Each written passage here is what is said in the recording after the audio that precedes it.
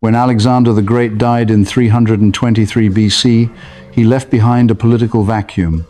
No succession plan, no designated heir, and no clear order. What followed was a relentless power struggle to decide who would inherit the legacy of one of history's greatest conquerors.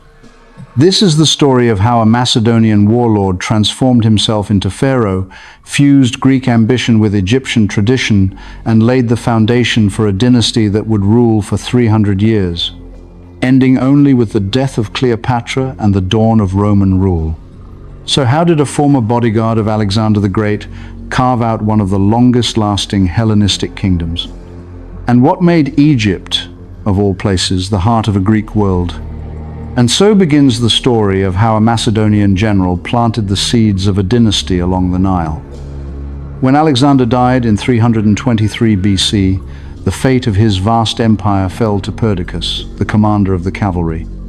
On Alexander's deathbed, Perdiccas was given the king's signet ring, seen by many as a possible transfer of power.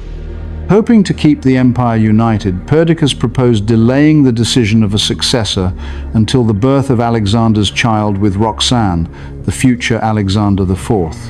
But not everyone supported this plan. Ptolemy, one of Alexander's most trusted men, opposed it and instead pushed to divide the empire among the leading commanders. What followed was a fragile balance of alliances among the new rulers, constantly shifting between war and uneasy peace.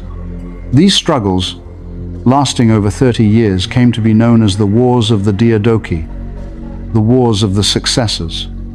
At the empire's division, Ptolemy maneuvered to secure Egypt, the richest province of Alexander's realm.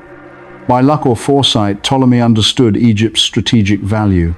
Its fertile Nile Valley, its wealth, and its defensible borders could provide a